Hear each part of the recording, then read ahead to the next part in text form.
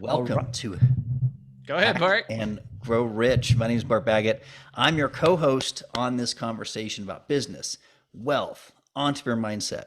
Now, I'll be leaning on my experience authoring the book, The Success Secrets of the Rich and Happy. I'm going to help bring you my unique perspective on taking ethical shortcuts to build wealth and win in business. But the genius behind this podcast is my good friend Shaahin. Now, he's the founder of the Amazon Mastery Course. He is the writer of the book called Billions, recently just on audiobook. Shaahin, I am so excited about tonight's show, about tonight's guest. Tell us what's in store for the Hack and Grow Rich listeners. Yeah, welcome and welcome to YouTube, Bart. Great to see you. For those of you guys who might not know Bart that well, Bart, what is one thing about you that our listeners don't know that they might just say, wow, to? Most people don't know I've been on 16 feature films and died by shark, by whale, and by helicopter accident in You're an movies. interesting dude. Bart and I always talk, and I'm always impressed at the level of his stories and the life that he's lived. And I think that's partially, what's responsible for him being such an amazing coach of people. I consider Bart, one of my counselors, like as far as business and life, whenever I talk to him. And I know a lot of people do. So if you guys are looking for success tips, definitely look Bart up. We'll give some show notes at the end. And of course, the book Billion coming out soon. But we've got a very special guest today, which we'll be bringing on a little bit later in the episode. Another guy who we were just talking has lived an amazing life. This is a guy who in his 20s came from relatively modest means and managed to build one of the most successful games ever in history without having to go the traditional routes to do that. And we're going to talk to him about being a disruptor. One of the topics, interestingly enough, that I think, a lot of us share, a lot of people we know who are successful, and Bart, you and I were talking about this earlier, is that we just don't give a fuck about what other people think. Yeah, sure, we're polite, we're empathetic, we're kind people, but at the end of the day, when it comes to our lifestyle and the way that we live, we don't live our lives for what other people will think of us.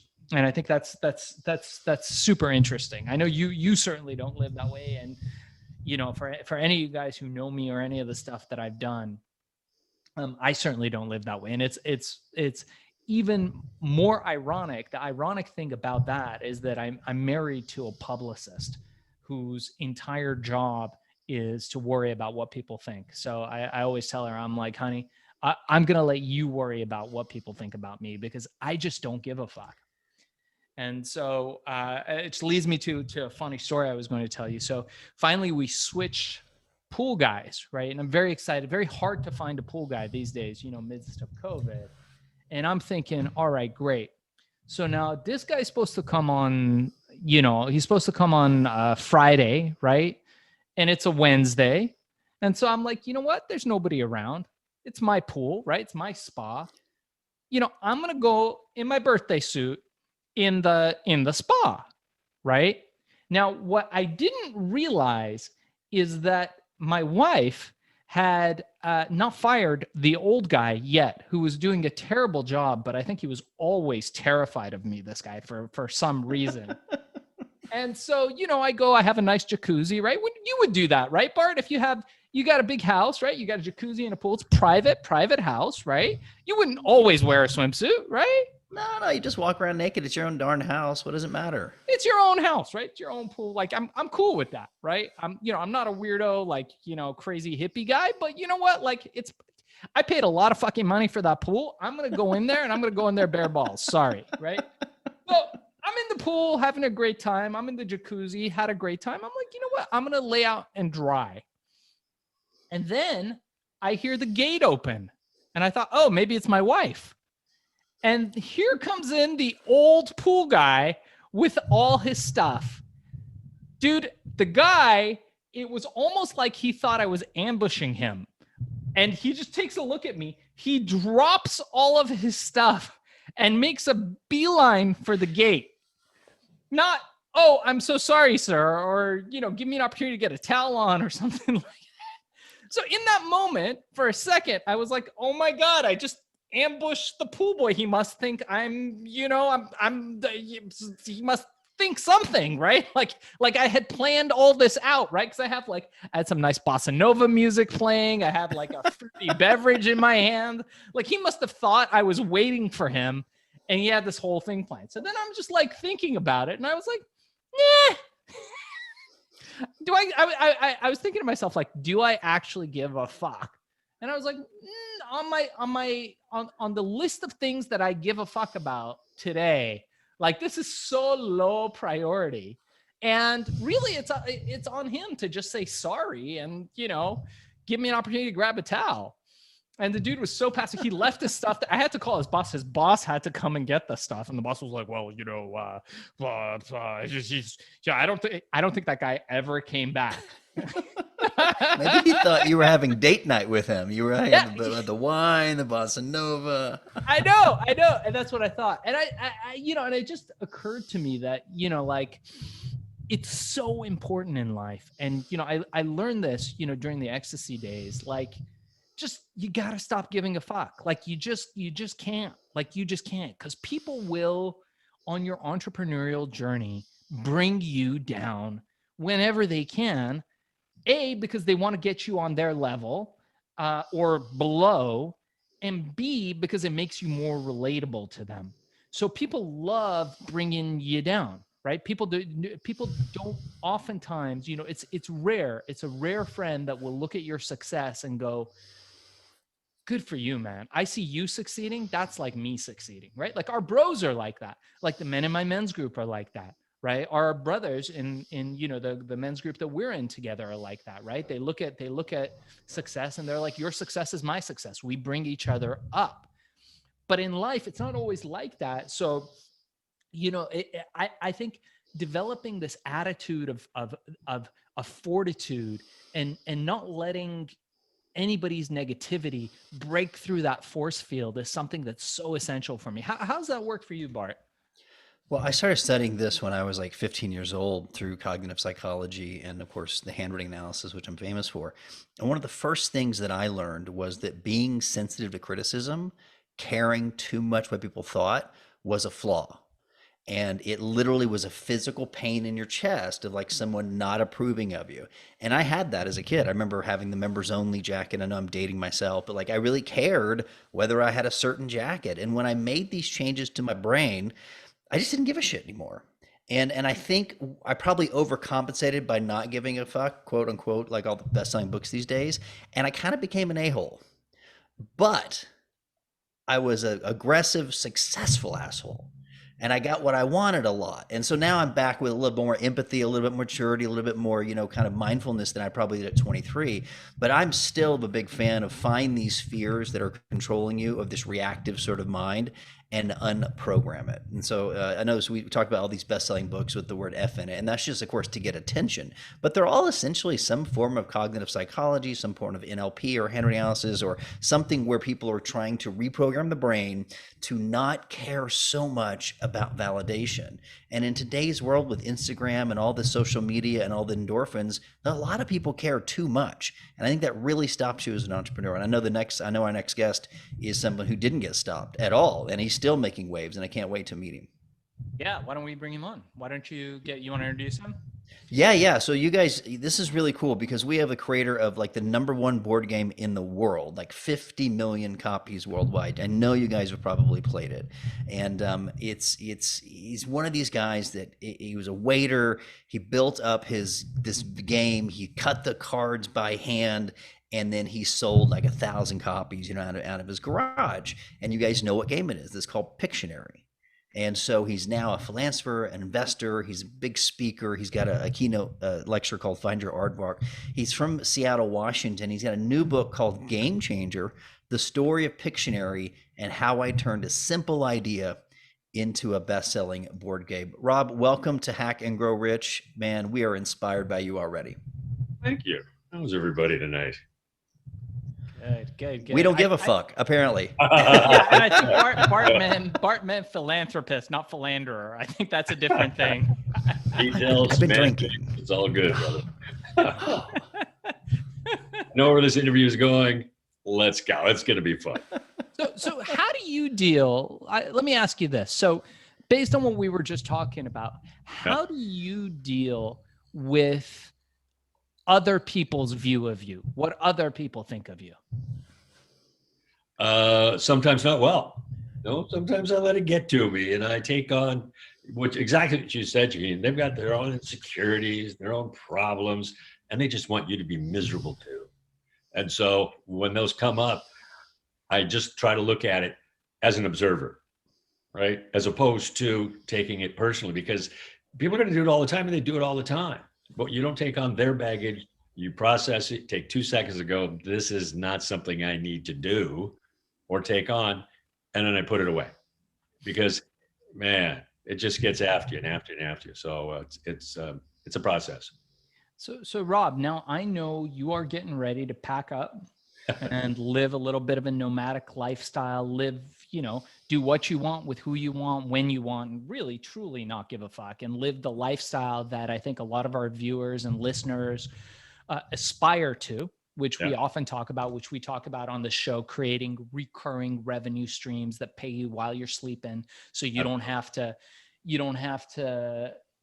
do what others want you to do anymore. But I want to rewind a little bit with you. So let's start at the very beginning, before you invented Pictionary and changed the gaming industry forever, before you became this big disruptor. Take me to the year before that. What were you doing? Waiting tables.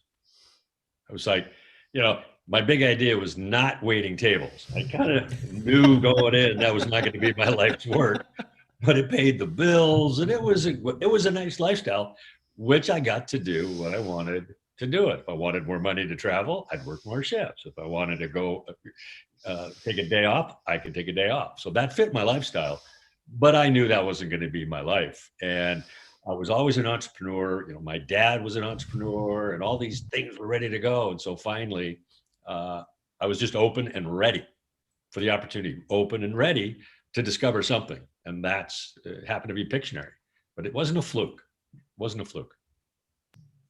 So tell us more about that. So what changed? So then what was the bridge to what happened? So you're waiting tables, you're kind of living hand to mouth, right? I assume you didn't come from a wealthy family. Myself through college, like a lot of people do, but yeah. Yeah. And so was this your first idea, or were you like looking for that entrepreneurial thing? Like some people never hit a home run for the first 10 years. It seems like you jumped right out of the gate with this. Yeah, I tried other jobs, buying a pizza franchise, selling real estate, and selling vacuums door to door. So I was doing all that, but I hadn't started a product and built a business. And so this was eventually when I started, it was the first shot. But I kind of knew deep down it was the right shot to take. Yeah. So I'm thinking of the idea, or excuse me, I graduate college and move in with some buddies, and it's 1982. I'm 22 years old. And we start sketching words out of the dictionary. That was it. There was no grand plan. There was no game. We're just having fun. Well, we get home late. Now there's 3 guys, 6 guys. And we're just playing this silly game. We were having a ball every night. And so the entrepreneurial spirit started kicking in. I'm going, this is going to be a good board game. Because in 82, there was no video games. Everybody played board games. So that was the vernacular of the day. And then, of course, I procrastinated for 3 years. I'm ready to go, man. I'm an entrepreneur. No. I went to Europe. I kept waiting tables. I wasn't ready. And I just couldn't get out of my own way. A couple of years later, the idea would not leave my head, though. It wasn't like I forgot about it. And it was driving me nuts. So I had to get started. I had to, just so I could chill. And I couldn't figure out how to put the words into the game, right? There's a selling point. The words were the thing that people were going to pay for. Nobody, wants to get addiction. People are lazy, for goodness sakes. Did I say that out loud? Yeah, people are lazy. Consumers are lazy. I was going to give them something they could use. And that was the words, couldn't figure it out. But then serendipity entered in. My mom sends me Trivial Pursuit, and I look at this freaking Trivial Pursuit card. I go, holy shit, that's it. I put the words on cards. Next day, I got out of my way, backyard, dictionary, pad of paper, and a pen, and I started making the word list.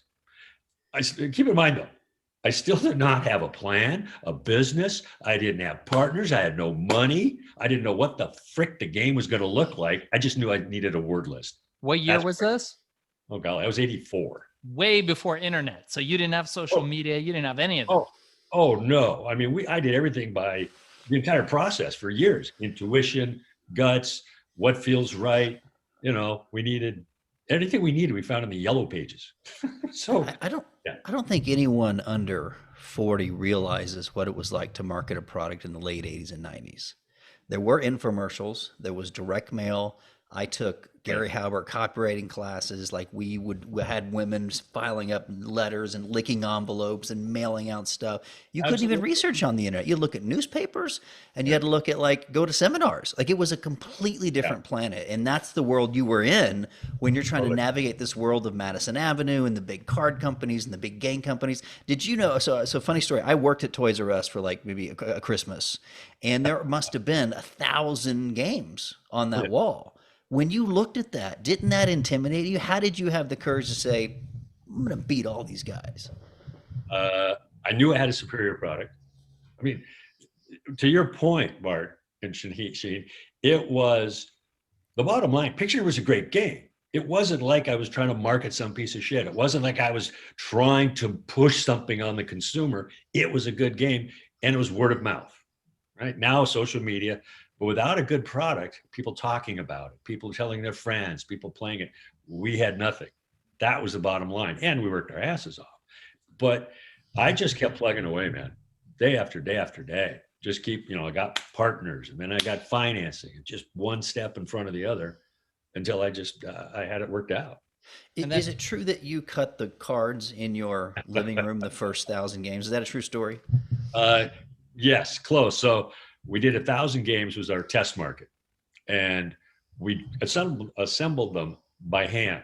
Well, the one problem we had was just before our launch, the printer screwed up and sent us the wrong cards, and they were 500 cards per game at 1,000 games. It's 500,000 cards. Well, they're supposed to come sorted game, 500 cards. They came completely wrong. So we had to hand sort. You're laughing, man. It was like, oh shit.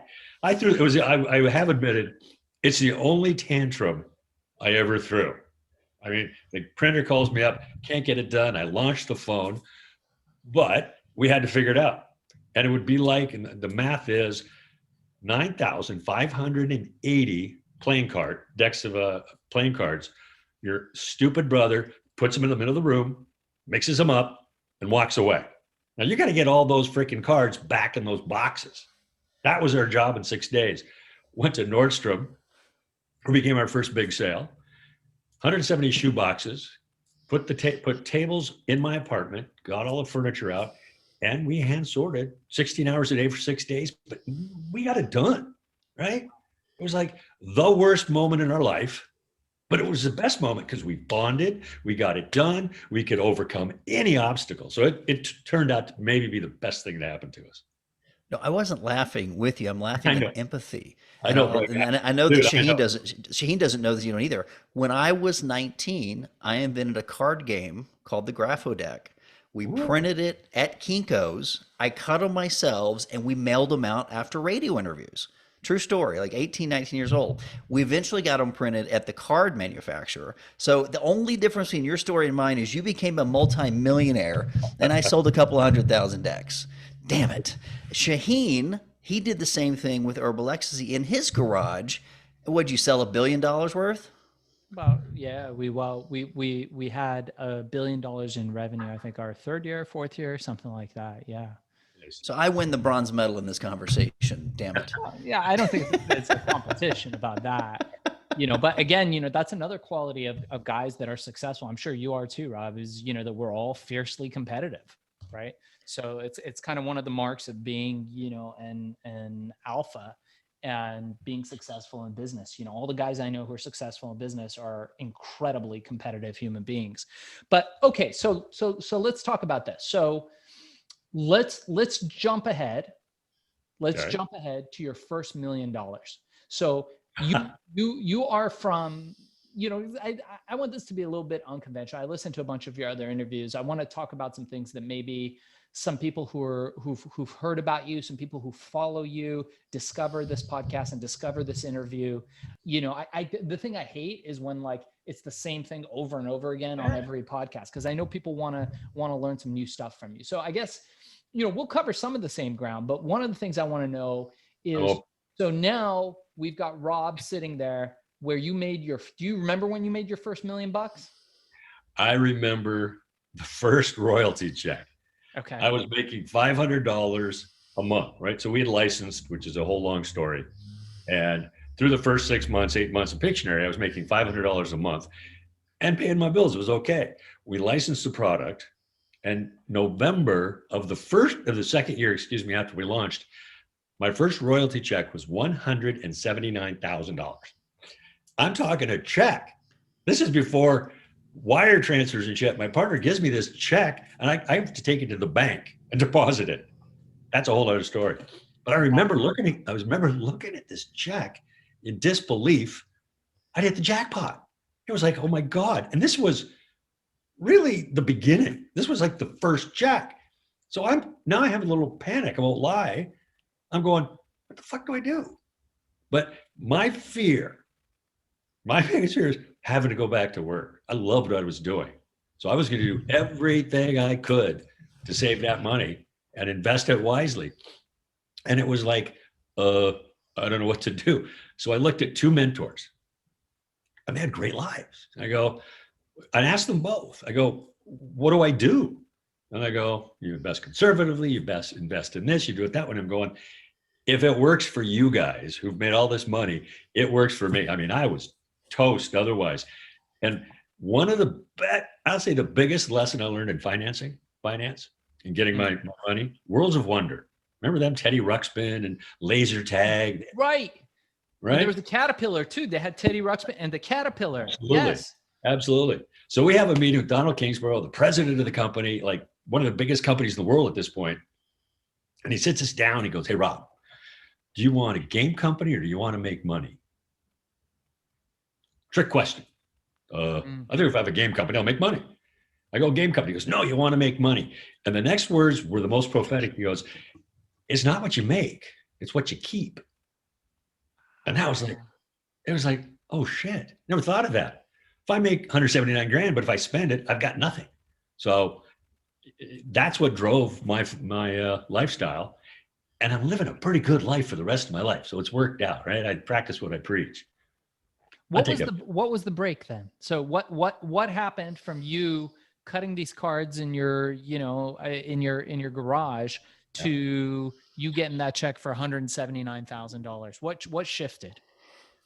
One, we were working our asses off. I was at the bottom, Nordstrom again, the bottom of the escalator at Nordstrom with a little table like this. And I was playing Pictionary for 16 hours a day and trying to sell the game to consumers. If I sold 3 games in 16 hours, I was excited, right? Because I only have 1,000 to sell. That was pretty good. But I think that was the physical big break. And so by the end of that first year, man, we sold 8,600 games. I love that. Although I think what you're saying right now isn't going to compute for a lot of millennials, because there's all these fucking people on Instagram, with their Lamborghinis and shit, and they've got all these secrets to wealth, mindset, all this. No, it's exactly what you said. You work. It's hard fucking work. Off. Yeah. It's hard. I'm dropping more F-bombs in an interview than I usually do. Thanks, Shane. I appreciate this. I'm enjoying it too, by the way. This is not me apologizing. I mean, whenever you talk to, I'm going to sell 1 million of this and I'm going to be on social media and do that. If you don't have a good product and you're not willing to sacrifice and work hard and work smart, it doesn't work. You're just not going to be successful. Yeah. So we were willing to put in the work, sacrifice time, energy, and money to make this damn thing work. So, but then what, like, did you get distribution and then that changed everything? Or was there, yeah. So it was about distribution for you. It was once you got distribution. Yeah. Okay. So talk about that. Cause we talk about that a lot. I talk about that in my book, and I teach an Amazon course. I teach people how to make predictable recurring revenue on Amazon. And one of the key tenets that I teach is that you start with distribution first. So Right. distribution being the key element to the success of any product. So tell me how that affects you and impacts you. And I know Bart's got a bunch of questions he's dying to ask as well. Well, when we started, distribution was my car. We didn't make any sales that I couldn't get to physically with my car. I'd throw them in the trunk, and that was distribution. Clearly, you're not going to sell up and down the coast and have national distribution doing that. So we had to license the product. So we could not scale on our own. So that's when we had to sign a licensing deal. We had to deal with Milton Bradley. They were going to change the product. They were going to take it worldwide for us, but we didn't trust them. So we didn't sign that deal. I mean, I'm still making $500 a month, and I have to all I have to do is sign this contract with Milton Bradley, and I'm a millionaire. I didn't sign it because I couldn't trust them to be a man of the word. Did another deal, but that was the big break. They believed in the product. They believed in Pictionary. They had the money to do it. They had the distribution, which was key. Manufacturing was huge. And so they took the game nationwide for us, and then ultimately worldwide within 2 years. But without that, the Mattel deal for 29 million, was that that one, or is that a different one? No, that was the sale of the company, the intellectual property. We sold that to Mattel in 2001. I owned the game for 17 years. Oh, wow. So you licensed it, you owned it, you self-published, then you licensed it, but you still could go hawk them at the fairs if you wanted.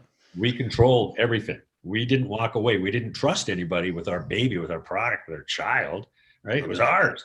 And so any licensing we did worldwide, there was clause that said we control pricing, marketing, not distribution. They can take care of that.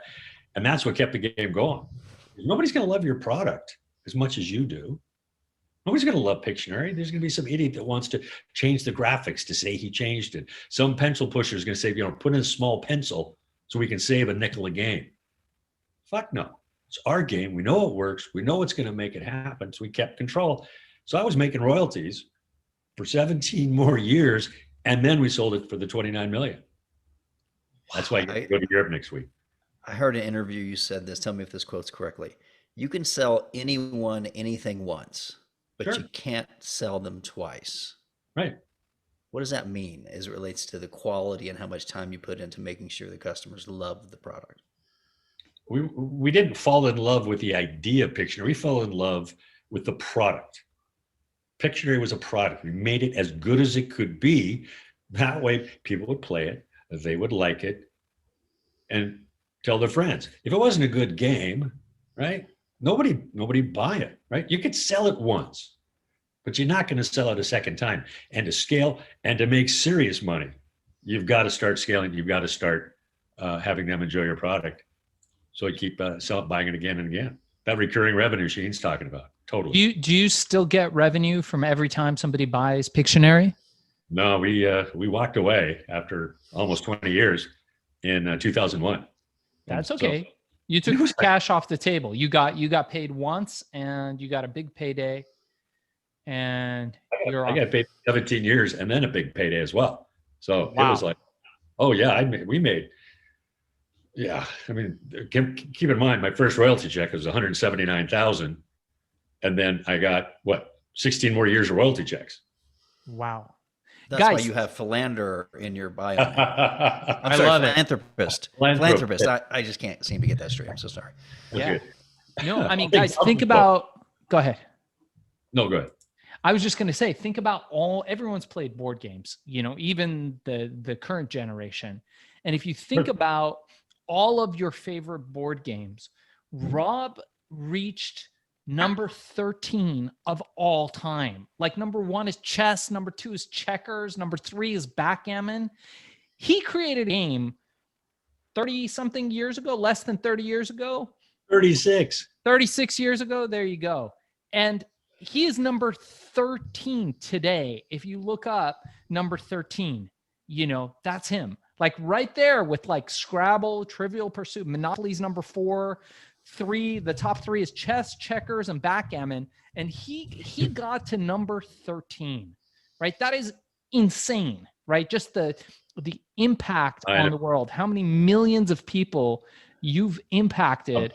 A billion. I've done the math. A billion people played Pictionary. A billion people played Pictionary. That's incredible.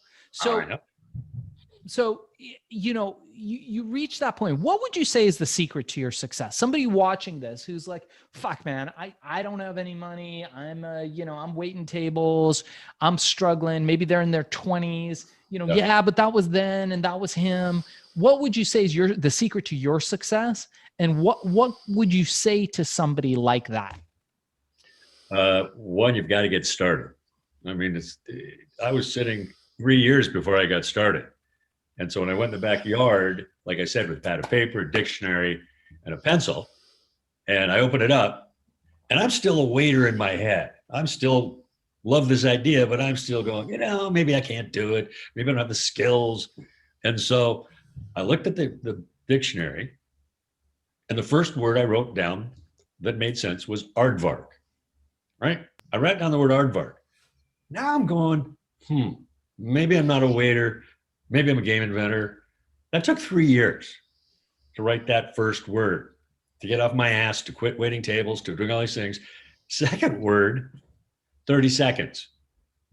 Abacus. That's it. I'd gotten started, right? And I know it's cliche that, you got to just get started. But my key for me was not overthinking everything. If I sat there and said, I've got to create marketing plans and business plans and fear of failure, and people are going to judge me if I'm successful or failure, all these things going through my head, I would have never started. So I put my head down, wrote aardvark. 30 seconds later, the second, then the third, the fourth. 3 months later, after 5,000 words, I was a game inventor. There was no turning back at this point, right? One little word a day for 3 months. Changed my life. So what you're saying is take small steps every day. If you can't chunk it like all at once, if you can't take one big chunk, like Tony Robbins talks about chunking, break it down into small daily things that you can do and go after it, but just take immediate action. Is that what you credit? 100%. And take those actions that are comfortable to you to get started. If you've got 10 steps, take the freaking easiest one. Don't low-hanging fruit. Yeah, something you're going to be successful at. Do that, and then do the next one, and then do the next one. But don't put that roadblock in your way. Just keep your head down, and eventually you put your head up and try to sell some games. Yeah. So, yeah, that's fascinating, and I think about that a lot, right? So like, what did you do after Pictionary? I have no idea why I just laughed at that, by the way. I discovered when I sold Pictionary that I loved Pictionary, but I didn't love the game business. So instead of doing whatever you said earlier, actually, Shaahin, I think you talked about it. Instead of doing what everybody told me I should be doing, Rob, you're a game and you got to do all these things. And I go, I'm just not sure what I want to do. So I took a little time and then I go, I'm waiting for the next thing that captured my attention. And it turned into taking my kids to school and doing philanthropy, not philandering. Oh, I don't know. Philanthropy. Now you got me on that. Thanks a lot, man. Philanthropy, all these different things that nourished me for about 15 years. I invested and I was involved and engaged, but I didn't listen to all the other people telling me what I should be doing. And it worked for me really well. And let me ask you this. Were you ever scared? Because I know I was. Like, I'll give you an example. I did herbal ecstasy, right? And that was huge, right? We hit $1 billion in revenue. It was massive. It was meteoric rise and fall of, probably the largest supplement company of all time, if you measure money. And I remember after, the aftermath, after everything was done, I was out of that game and I was kind of like you, I was like, man, I can't do the supplement thing anymore. I'm out. And I was sitting out going, fuck, am I a one-hit wonder? Like, am I fucking, one of these 80s, like, Aha, maybe not Aha, they had 2 songs, but like, am I one of these fucking guys, man? And I just remember thinking to myself, like, fuck. And then, okay, so this is crazy. The next project that fell into my lap, Rob, was a film that I wrote with Vanilla Ice. And this was I did not know this. in the 90s, right? Yeah, it was Vanilla Ice. So it was a spoof on The Matrix after the first Matrix film was out. And we cast Vanilla Ice, who I was friends with at that time, for the lead role to play Neo. And I shit you not, I cannot write this, Gary Coleman to play Morpheus. Do you remember Gary Coleman from Different Strokes? And he fell out last minute because he was running for mayor of Los Angeles. I don't know if you guys remember. This was a famous child actor in the 1980s for you guys who are listening to this. This guy, Gary Coleman, he was fantastic. He was tiny and cute, and he broke barriers and was an amazing comedian, but lived a sad life. He ended up, in the 90s becoming a security guard, but he still had some cachet. So we were like, hey, we're going to make him Morpheus. This is going to be hilarious. And I made the movie, and I remember sitting with Vanilla Ice. And this is a guy who had the best part of his career behind him, right? By the way, most people don't know this. I think up until recently, he was the best-selling rap artist of all time, because of one song. He sold 19 million albums, never been done, because he was able to break through to college radio stations, all these radio stations that weren't traditional rap radio stations. So I think, I believe Eminem or Post Malone, one of those guys, recently broke his record, but nobody until like a few years back had done that. And I remember sitting there with him, and this was a guy who had kind of a tragic story, the usual musical stuff, right? Bad money management, excessive spending, all that kind of hard living. And I remember sitting there with him going, oh my God, I am so fucked. I'm a has-been. I'm sitting here with somebody who's like a one-hit wonder. Like, I am fucked. And then I remember thinking that, and I remember being terrified of that. And then, of course, I went on to invent vaporization, and that company actually made more money that, like you said very astutely, I got to keep than with the ecstasy company. But tell me about you. So like, did you ever have that feeling like, fuck, man, like, is this it? Like, have you ever been chasing, like, are you chasing like your next big hit? Because you don't seem to me like a guy who does.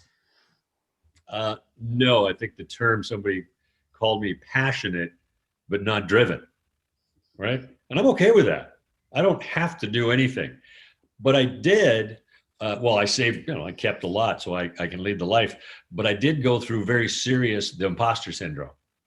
When I sold the company, it wasn't the need to invent another game, but it was like, oh shit, that just happened. But how much of a role did I really play? And was it my partners? Was it luck? I mean, I'm kind of giving a little cavalier. It was hard. It was hard to get through that, because I didn't know why and how, and I was looking for meaning for Pictionary. Why did it happen? I mean, all that stuff was going through my head. And then partly, I've written the book about that, but I started really looking at what had happened and my role in it, because that's what the imposter syndrome does. You're inadequate. It didn't happen. It happened, luckily, all these different things. And so I had to work through those. And I realized I fucking did something pretty cool. I had not just a hand in it. Without me, it doesn't happen, right? Without Rob Angel, Pictionary never happens, period. Not even the way it does. So once I bought into that, if you will, after this imposter syndrome, it was like, oh, fuck, I'm released. This is awesome. So I embraced it. Been having a ball ever since. But it changed a lot of lives. I mean, the one thing that I look back, because we were in the middle of it, right? It was just something we did. No, I take that back. We were in the middle of it. You're not really looking at it from the inside out. It was just fun. We were making money, traveling.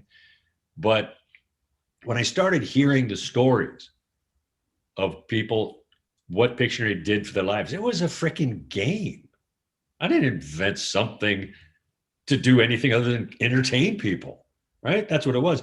But people are saying they got married because they were playing a Pictionary game. The only time their family got together was when they were playing Pictionary and enjoyed each other for that hour and the energy that it created.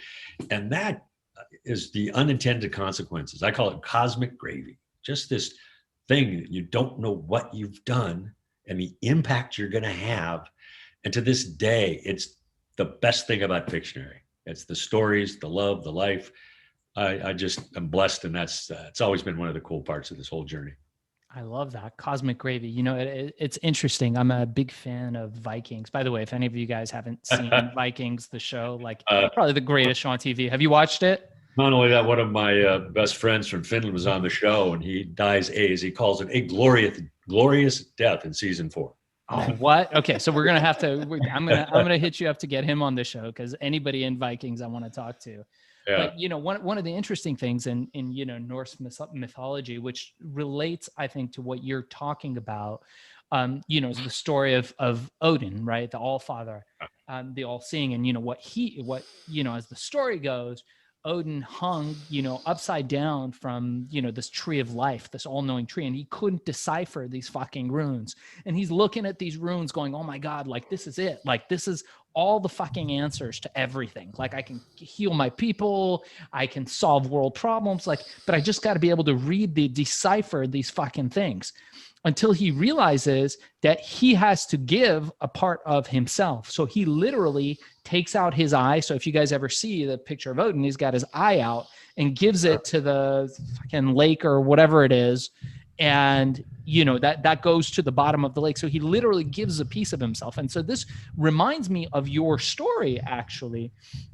And I think a little bit of all of our story who's been successful is that you took a piece of yourself and you put it into the world. You gave a piece of yourself and you were fucking relentless, right? So you weren't expecting, you were there to fucking make it happen, which is a totally different thing. I think, you know, nowadays, a lot of young people are kind of like expecting like, oh my God, if I do my laws of attraction and I read The Secret, then I think I'm going to manifest. And if I manifest, it's like, shut the fuck up, get out there and work. Oh, right. Well, I'm gonna manifest, and then, you know, can you show me how to do Amazon? And I'm like, no, fucker, you don't need Amazon. You need fucking Uber.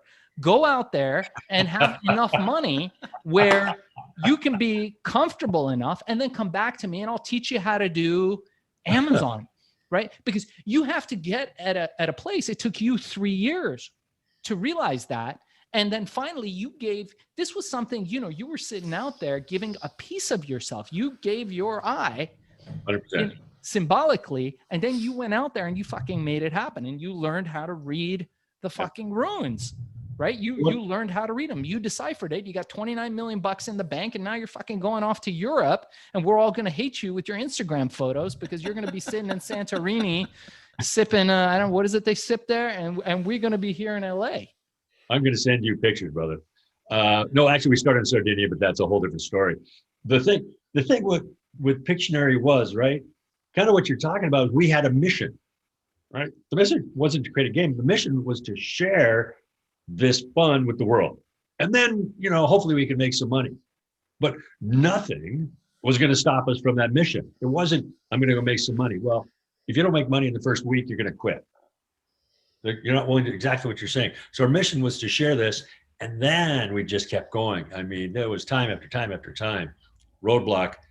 We should have stopped. We could have stopped time after time. But it's like, no, we got to get this fucking game out into the universe. And we just kept plugging away every step.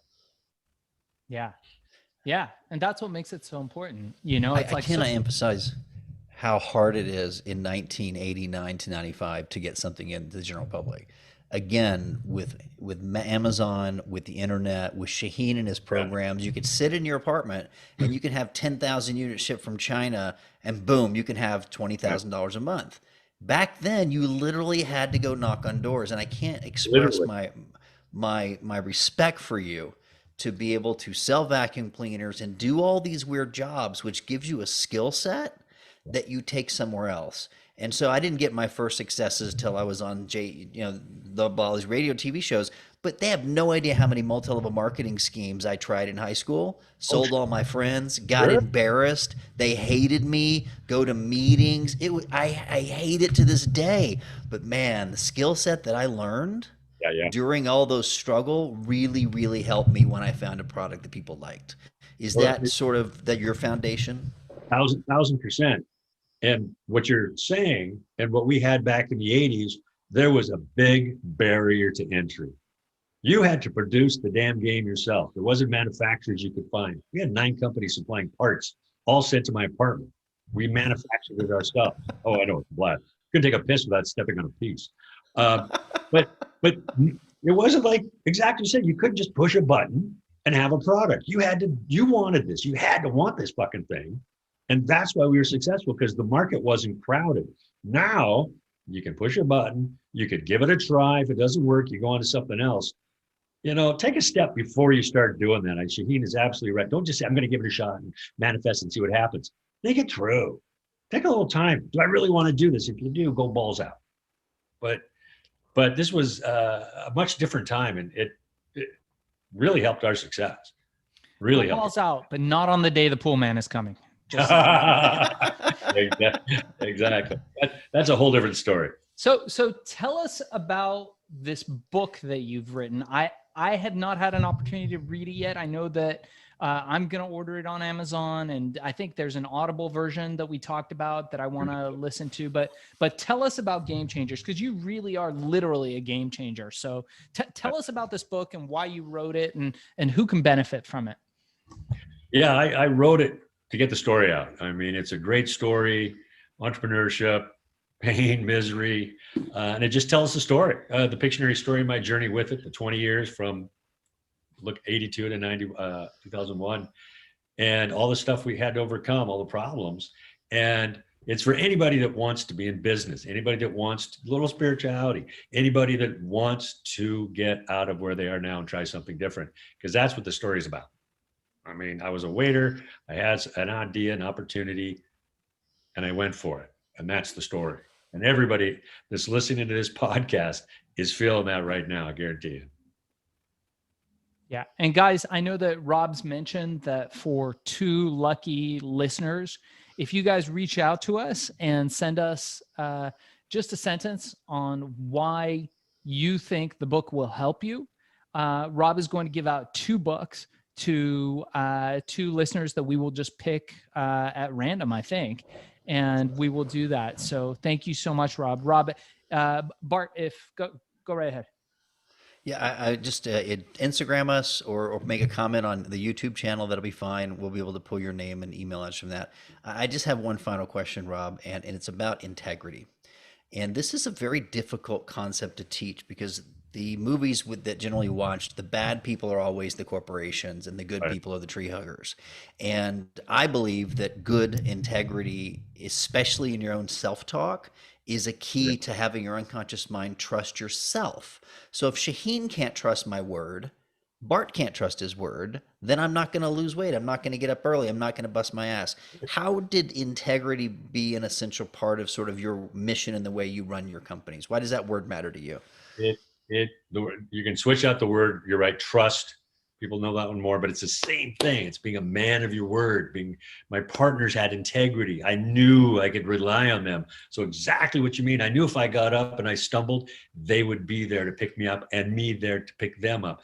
When I was doing business deals with Mattel, Hasbro, didn't matter who it was. If they didn't have integrity, if I couldn't trust them, I want to sleep at night. I want to deal with honorable people. The deal may not work. That's okay. I can deal with that. But if I sign a contract with somebody and I'm looking over my shoulder the whole time and they don't have integrity and are honest, I won't do the deal. And I kind of brushed over it, but I had that deal with Milton Bradley, 26 years old. It was the biggest contract they'd ever given an independent toy company, a game company, me, ever. More money than they'd ever given anybody.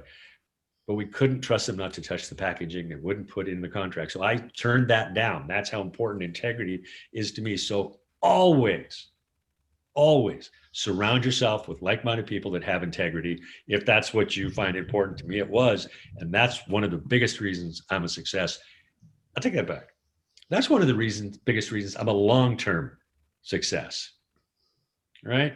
This journey of mine, when I sold Pictionary, you brought up earlier, Shaahin, I've been at it 20 years. I was my mid-40s. It wasn't one-hit wonder where, 2 years I made a bunch of money and all of a sudden, okay, now what do I do? It was like, I just spent 20 freaking years with this thing. So I was ready to enjoy myself. I earned it. Wasn't offensive on that, by the way. No, I love that. And, and it's true, like people often come to me like, even students in our Amazon mastery course, they come to me and they're like, oh my God, what if it doesn't work? And I look at them very strangely, like just kind of like that, because what do you mean if it doesn't fucking work? You make it work. That's what you do. You make it work. That's what we do. Like, it's not a fucking roulette. Is that roulette, whatever it is, you throw the thing on there and it lands on a color or some shit? Like, it's not that. It's what you did. You are the epitome of entrepreneurship. That's how you win. You don't win by like, throwing dice. You win by, by making them land on fucking snake eyes or whatever. I don't know shit about rolling dice, but whatever it is, you do it until you fucking get the right thing, right? It's not, it doesn't work or if it doesn't, right? So I really have a lot of respect for you and for the way you're doing it. And, what you're saying, the message isn't, it's not chasing shiny things. It's like, get the fuck out there and work hard. And it's not sexy. And it's not really a saleable message, right? You can't really sell hard work. You can sell manifestation to people. You can't really sell fucking hard work, but it's really like the only thing that fucking works, like reliably. And you know what though? When you're doing it, it's fun, right? It's not drudgery, right? I'm working my ass off. I'm working 20 hours or whatever. It's like, fuck, this was fun doing it. So when you're working hard for a purpose, for a reason, whether it's money, change the world, who gives a shit, whatever it is, when you're working hard at it, you're going to want to work harder and harder and harder every day. Absolutely. Yeah, I love that. So, Rob, if people want to reach out to you, if people want to follow you, tell me how people can find you. All social media at the Rob Angel, Instagram, Facebook, what I forget, LinkedIn. So yeah, that's the easiest way to track me down. And yeah, this has been fun. And the book is available on Amazon. Is there an Audible version too? There's an Audible, there's an ebook and a hardcover. So I do a couple of the chapters on the ebook. That was kind of fun. So yeah, it's on the Audible book, you mean? Yeah. The Audible. Yeah. And I mean, I like the book, man. It took me 5 years to write that stupid thing. So it's exactly the story I wanted to tell, how I wanted to tell it. Yeah. I mean, again, you controlled it all. Integrity. I may not be driven, but I'm not giving up control, dude. Ever. It's a blessing and a curse, I tell you, but it's got to do it. This is crazy things, guys, like, guys like Rob and Bart, myself, like you write books. You don't write books to make money, right? Nobody makes money from books anymore. Really, not really, right? You got to have some other way to make money from them. But it's just like movies, right? Like you can go sit and watch, $500 million, $200 million blockbuster, and you pay what? Well, I don't know how much a movie is anymore, but $18, $20, and you're watching $200 million like on the screen. You get all the benefit of it and you can just walk out. And like with people's books, like this is Rob, this is, like he's saying, 40 years of fucking wisdom and like everything the guy's done. And he's put it into a book, and for $20, $30, something like that, you can get like, it's such an skewed representation of value for what you get. Like it is so skewed in your favor to do that. So if you guys feel inspired by Rob, if you feel inspired by his story, and Bart too, get their books. They're great investments. Neither one of these guys is a bullshitter. Neither one of these guys needs the money from the books. It's something I think, that can enrich, your life. So Rob, thank you so much for being on the show with us. Really appreciate and honor you.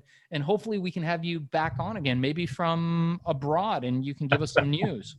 I can do that.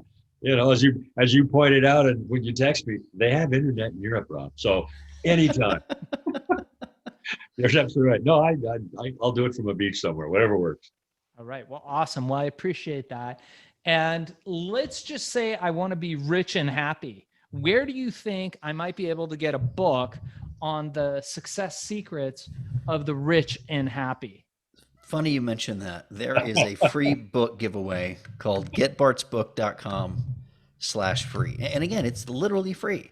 We're giving it away. I think we published it first edition 20 years ago. There's a half an Audible, which Shaahin is motivating me to finish up the audio book, but we give half it away with some videos. Getbartsbook.com free. Download my version of Rob's treatise of how to be successful. I think you'll like it, and share it with your friends. A lot of work went into that. That was my first big book, Rob. 400 pages is way too long. Don't do that. Wow. Don't do it again. Stick to 200, I promise. Shane, you've got a podcast coming out. You've got a new book called Billion, Your Story of Herbal Ecstasy. Is that ready to pull the trigger? Yeah. So the book's coming out in August, you guys. Billion, How I Became King of the Thrill Pill Cult. Don't confuse it with Billions with Daniel Lewis, fucking the best TV show ever in history. So, watch Billions. But if you get a chance and you want to hear about my story and you guys feel like I inspired you, check out the book. The first chapter is there on the podcast, Billion, How I Became King of the Thrill Pill Cult. You can get it on Stitcher, Amazon Podcasts, Spotify, iHeartRadio, wherever podcasts are found. And also, tune into more episodes of Hack and Grow Rich. We have a new YouTube channel that we're starting. Catch us on Instagram on the Hack and Grow Rich Instagram channel. I think we're up to 70,000 plus Instagram followers now. I think the YouTube channel has just reached close to 100,000 subscribers. So that's super exciting news. And we're excited to get you guys on board. So, catch me if you guys are interested. If anybody is interested and you're listening to the show and you want to create predictable recurring revenue while you sleep by becoming an Amazon seller, we don't take everybody, but I can get you started with our $200 introductory course for free. If you're listening to this, use the code Game Changers and log on to my site, ShaahinShayan.com, and tell us you listened to the Game Changers episode with Rob Angel, and I will give you the 2-hour course for free, the $200 course for free. And that will give you everything you need to get started on Amazon, selling on Amazon, mastering the Amazon platform. And if you guys want to get a hold of me, I am available by email or through my site, ShaahinShayan.com. We'll include it in the show notes. And thank you guys all for joining us. Bart, thank you. And Rob, honor and a pleasure to have you, and hope to have you on again. Be great. Thanks, Shaahin. Thanks, Great. Bart. Good night, everybody. Have a great journey. Bye.